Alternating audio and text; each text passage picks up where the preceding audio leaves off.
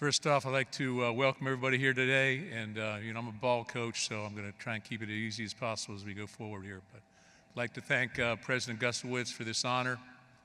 I came to Michigan State 1995 for the first time. I've been here 20 years as a coach over that spectrum, as an assistant for 6 with Nick Saban, then 13 as a head coach back in 07 to 19, and then one last year as a consultant. So I've been around a little bit. I know what you guys have gone through, the ups and the downs of it all, and I can appreciate where you're coming from and where you're going here in the future. I have 2 daughters that have graduated from Michigan State, Kristen, her husband Nathan, my 2 grandchildren, little Mark and Charlotte are here with us today, and I just wanted to give them a shout out real quick. And then Lauren obviously is not here today, but Lauren Catherine graduated as well from here. I graduated from college in 1979. It's been a while. There's 79 grads out there, I heard one. But I've coached college football for 40 years, and again, I'm truly honored for this opportunity today to talk to you for a couple minutes here. MSU, President Gustowitz read a lot of the different things, but I think the thing you need to know about MSU, if you take it forward, is created in 1855. First land-grant institution in this country, created for all people, white, black, minorities, women, men, rich, poor. The government gave land to the state of Michigan to create a university, and I believe the first classes, there were 6 classes of 63 students, I think, 5 faculty members now in that first year in 1857. Now 51,000 students attend MSU. He's already talked to you a little bit about the graduating class, but well over 6,100 graduates, or 6,900 of graduates in the bachelor's degree. But it's a sensational place, and it's a place that I tried to call home, and I'm trying to get through this teleprompter here so I can catch up. Because some of the things have already been said. 518,000 living alums. They're going to serve you well. 272 of you have 4.0s, 175.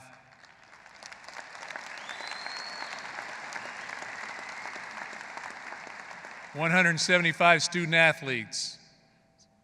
Forever, wherever you go in this world, not just the U.S., but wherever you go in this world, if you get a go green, you're going to get a go white back. It's going to be very, very impressive, and your alumni will serve you very, very well as you move forward. You'll meet amazing people over and over. So congratulations to your family and your support group and all of you once again as I move it forward here. Goal of the talk, I'm going to try and stay on the clock here for about 10 minutes. But the goal of the talk is that always when I talk to somebody, is trying to give somebody something that they can take home with them and maybe, make things a little better for somebody or someone or for yourself. But that's my goal as you go today. So I'm going to put you all in my team meeting room. Got your green and white on. It's your first day of meetings, and so you're with me, and you're just one of our players. First thing I always told our players was to chase your dreams. Dream big. Dream big. It's impressive when you think about the people that have sat in those seats before, whether you were a football player or now a student. The people that are sitting in those seats have done amazing things. Jim Cotter, longtime admissions director here. In 1995, I was at a recruiting dinner. He ended it by saying, "Give me a place to stand and I will move the world." Archimedes. And I think that's exactly what you have the ability to do. When I look at some of the things that have happened in my career, it's hard to really even explain. To hear the president up here talking about those things. When I was sitting in that seat in '79, and I don't think I went to the graduation, by the way. But it's hard to sort of comprehend the things that you'll be able to accomplish. Need a little audience participation. So what I did with our players all the time, I may have to use my coaching voice a little bit here, is I'm going to say, "Give me 3," and after every one of these things, we're going to clap 3 times. I say, "Give me 3," I'll say, "Ready," then you got the clap. So we'll practice it one time here. Here we go. Give me 3. Ready. Give me 3. Ready. All right, you're doing all right. So when I say that, I put the ready sign on you, you give me 3. Throughout 16 years as being a head coach, I've got 5 goals. They've sort of stood the test of time, and this is how we've built our team. Number 1, You've got to have personal relationships with the people that you care about. Real personal relationships. Nobody cares how much they know until they know how much they care. Theodore Roosevelt. Build on a shared commitment. A shared commitment. You got to have things in common if you're going to have the relationship strong as you move forward. That can be hard when the social media age is, they got to slow that thing down a little bit, guys. Personal relationships are built on commitment, on problem-solving communication, and on trust. On trust. And if you can find that with the people in your life, that's the first thing that you're going to have to do to be successful. Whether it's a marriage, whether it's a work relationship, whatever it may be. Those are the things that are going to make it happen.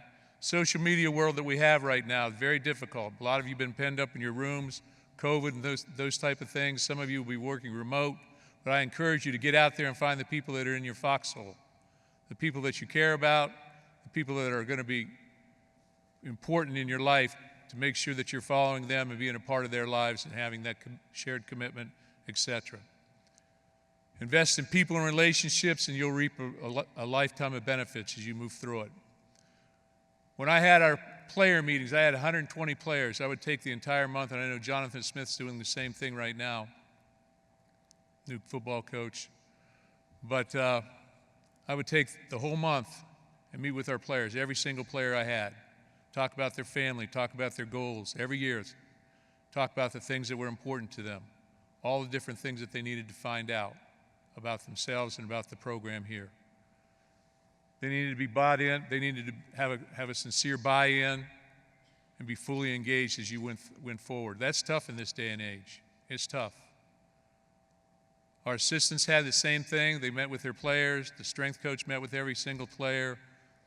The academic people met with every single player. The defensive coordinator, the offensive coordinator met with the offense, the defense, and I as the head coach met with every player. And it's amazing things that you found out about people and how that became an opportunity to connect as individuals. So make sure that you're striving for that personal relationship as you move forward. That's number one. Give me three. Ready? All right, that's good. Education. Number two, you got to get your education. Takes you to a higher level. Have a passion. Inside and outside your vocation, have a passion.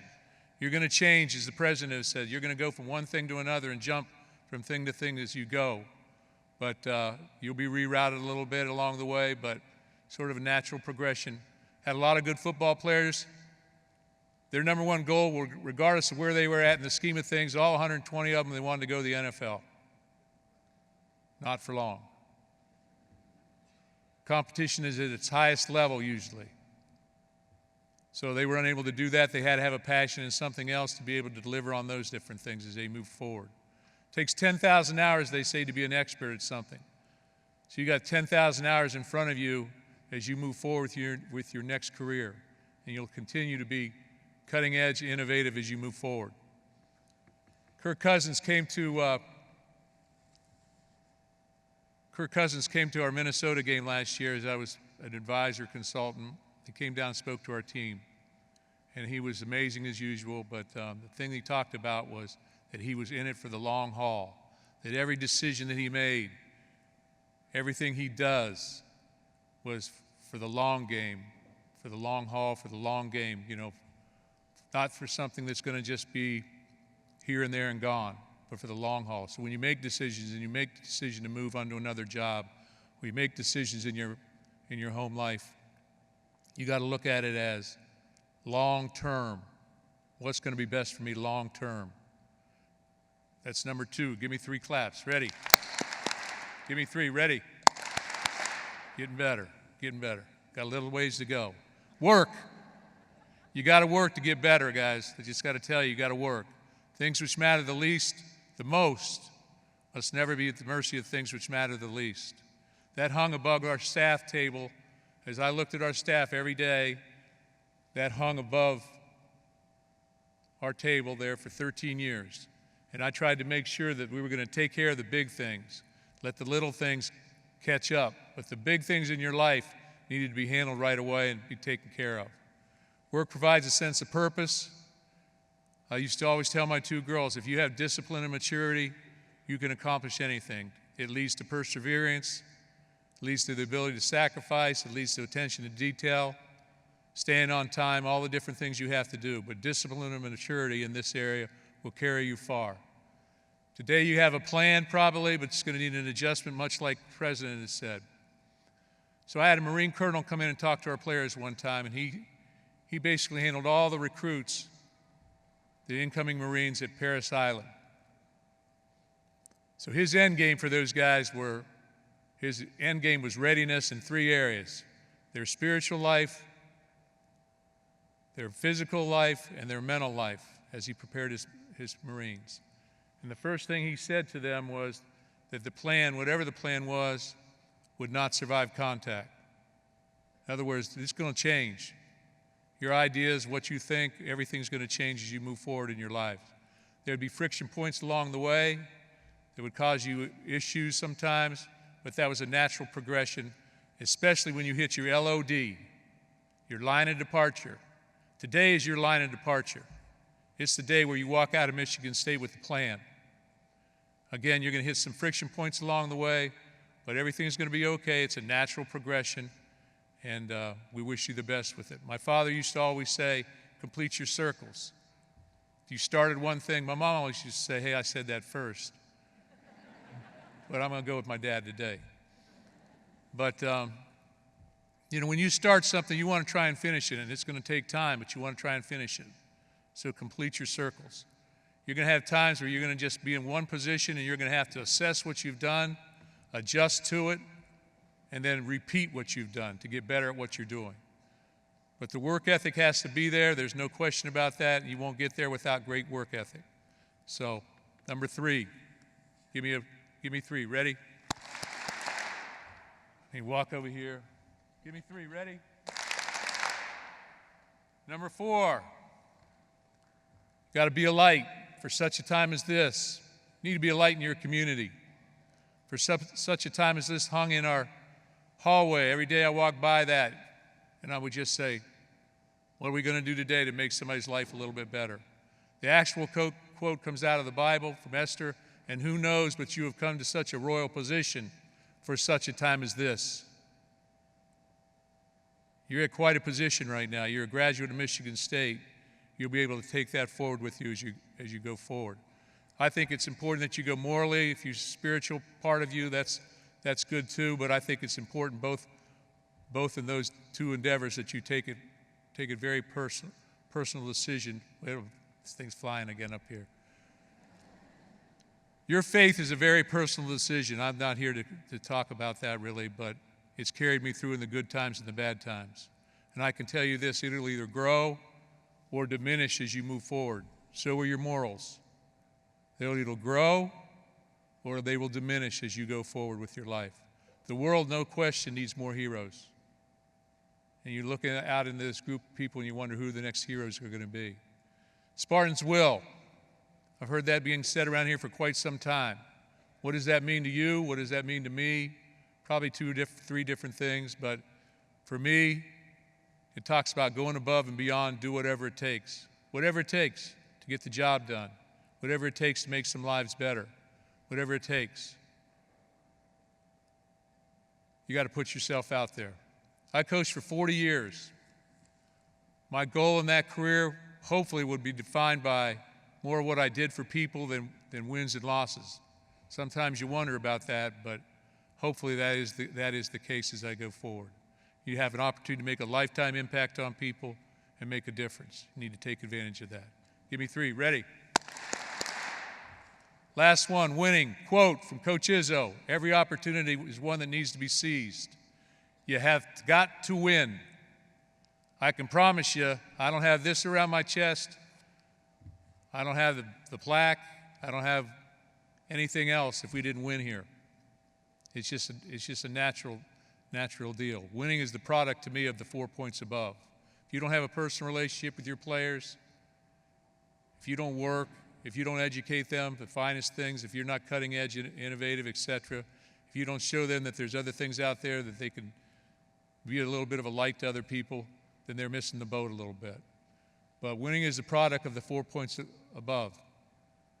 NFL, again, not for long. If you don't win, not for long, guys. Not for long. Life is a game of inches. So many games and things that I've seen over the course of time, my 13 years here, or really 20, they've been won or lost, hang by a thread. Literally hang by a decision somebody makes on the field or off the field, away from it.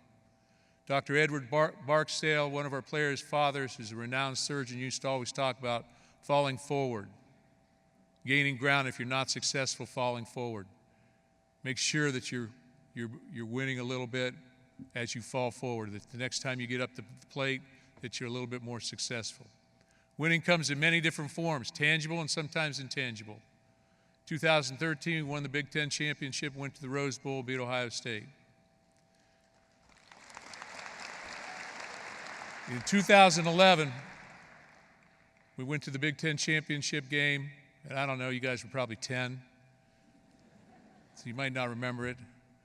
But we went to the championship game, played Wisconsin, and lost in the last seconds after the game went back and forth. And I knew, though, that it was a great disappointment, but I knew after that game that there was going to be opportunity the next time around, that the next time we would have enough players who have been there before that we would be successful. Sometimes it's not about just winning. Arthur Ray was a 4-star offensive lineman that was in our first recruiting class. And in the spring, before he'd even gotten here, he got cancer in his shin and went through 7 surgeries, didn't come to school for a year and a half. After 7 surgeries later, he walked down the ramp in our team room, and it was one of the most emotional days I think that we've had there at Michigan State football. So, you know, winning is just not on the field. You're going to win in life as well. You're going to win with people as well as you've gone through it. I've had approximately 300 players get a degree from Michigan State. There are college coaches in that area. There's athletic administrators. There's business leaders, doctors, lawyers, law enforcement, firefighters. There's players that have played in the NFL, countless players. There's Jack Conklin, #1 pick, who was a walk-on. There's Daquez Denard, Jim Thorpe Award winner, first-round pick, not very highly recruited. Connor Cook, Kyler Ellsworth, MVPs at the Rose Bowl. There's a tremendous amount of players that have done amazing things here. We've had, I think, 8 players become the Big Ten position of the year players, been in the top 25, I don't know, 7, 8 times, top 10, I think 4 times, something like that. But we won on a big stage. And that's what you'll now have an opportunity to do. David Fennell, one of our players, didn't play all that much, had 2 bad feet, literally bad feet, had one operated on, 6 months later got the other one operated on, graduated in engineering, walked up to me and handed me a letter, and I looked at the letter, and you know, it's sort of been life-altering a little bit, and I think it speaks to all of you today. It says, tomorrow, he gave me the letter, 3 points of the letter. Tomorrow will not be different until you change today. Number 2, it's the journey that makes you strong. And 3, a man who is certain of his path pays no attention to the odds against him. Give me 3. Ready?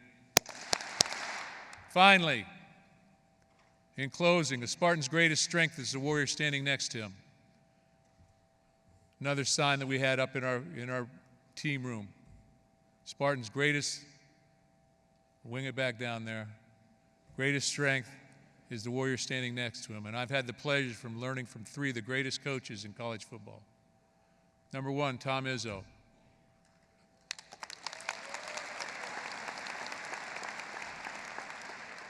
I used to look across Munfield from our building over there and see how you win championships and just try and measure up to that degree. Number 2, every opportunity is one that needs, that's what he said. Nick Saban, 5 years as a defensive back coach. If you're not coaching it, you're letting it happen. Great believer in consistency and performance. I think he's won 8 national championships. If you're not coaching it, you're letting it happen. Everywhere you go, you're going to have an opportunity to see it being done correctly and an opportunity to see it done incorrectly. You got to coach it. You got to stand by for what's right. And then Jim Tressel, 5 years at YSU, at Youngstown State with him, and then 3 years as his defensive coordinator at Ohio State. tremendously patient and resilient individual. This too shall pass. Whatever you're going through, you'll get through it. Take some time, readjust yourself, make sure that you stay positive in your role and go through it one step at a time. Those three and so many more have been the warriors of my life. You've helped shape my journey. You know, in 2013, did a little video out in California and brought it back to our players, telling them that you will be the ones. You will be the ones that win a championship. Today I'm telling you, you will be the ones. You will be the ones that carries Michigan State forward in so many different areas of this society. It's up to you now to take this degree and do something with it. You look to the right, you look to the left, there's somebody special sitting next to you. So make sure you dream big, leave a legacy, and give me three. Ready?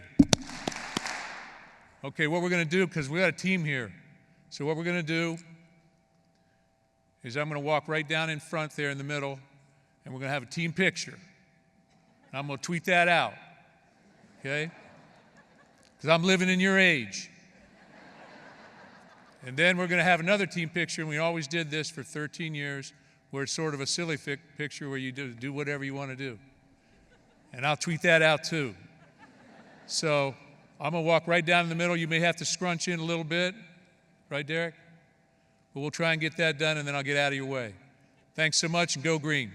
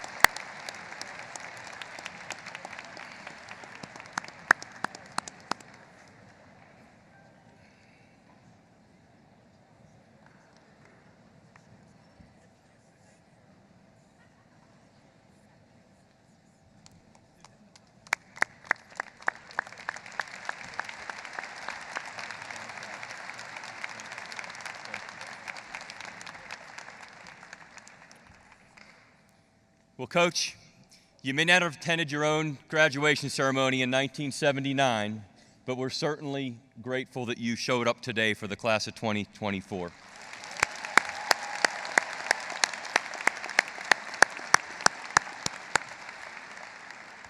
I think we can all agree that Coach's playbook for the playing field is a great playbook for life. And so we are so thankful that Coach shared his wisdom and inspiration with us today. And so before we move on, I'm going to ask, for Coach Dantonio, give me three.